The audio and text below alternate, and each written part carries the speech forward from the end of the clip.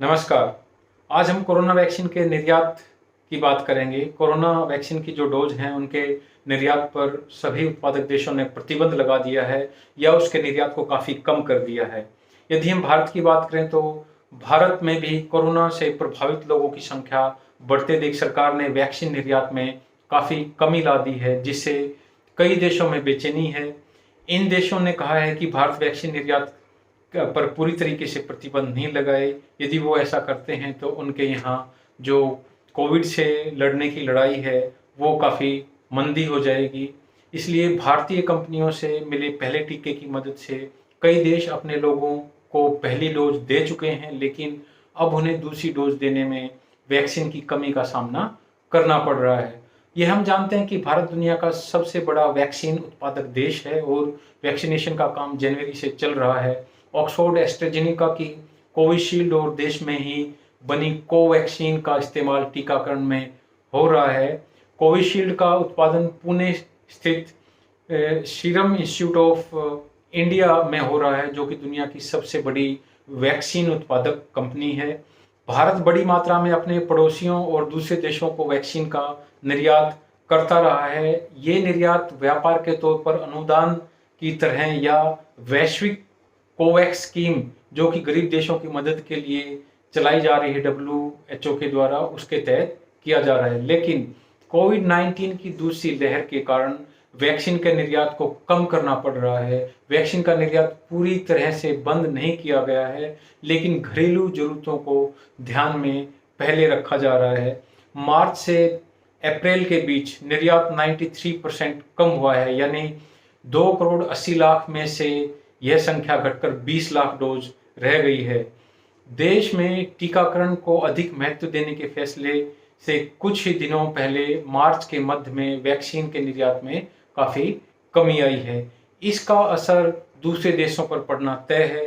उन देशों पर इसका बुरा असर हो सकता है जो कि या तो भारत से वैक्सीन ले रहे थे या फिर उन्हें यहाँ बनी वैक्सीन मिलनी थी। भारत ने अब तक 90 देशों को करीब 6 करोड़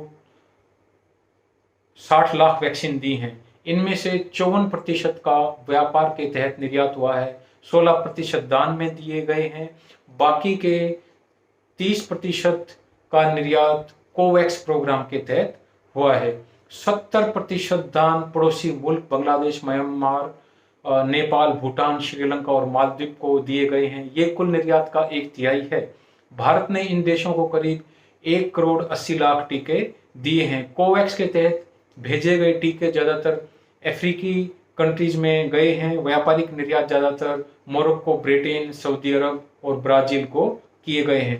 भारत के कई पड़ोसी देशों और अफ्रीकी देशों से वैक्सीन की कमी की खबरें आ रही हैं। भारत से वैक्सीन आने में देरी के कारण बांग्लादेश ने टीकाकरण अभियान के लिए रजिस्ट्रेशन रोक दिया है। बांग्लादेश ने चीन की साइनोफार्मा और रूस की स्पुतनिक वैक्सीन के इस्तेमाल की अनुमति भी दी है।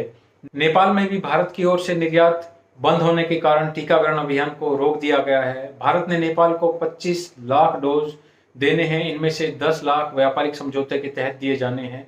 नेपाल को भी 10 लाख डोज और मिलने बाकी हैं और ये हालात तब हैं जब 80% पैसा दिया जा चुका है। भारत के पास इस समस्या के समाधान के लिए क्या प्लान है, इसे लेकर अब यह निश्चितता है। भारत फिर से निर्यात शुरू कर सकता है, लेकिन ये तभी संभव होगा जब देश में इन्फेक्शन का रेट कम हो। जब तक देश में इन्फेक्शन का रेट कम नहीं होगा तो फिर से निर्यात तभी शुरू हो सकता है जब इन्फेक्शन रेट कम हो।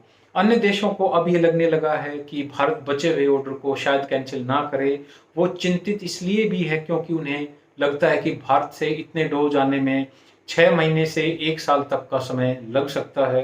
इस प्रकार भारत के कोरोना वैक्सीन के निर्यात को कम किए जाने से दुनिया भर के देशों की परेशानी बढ़ गई है।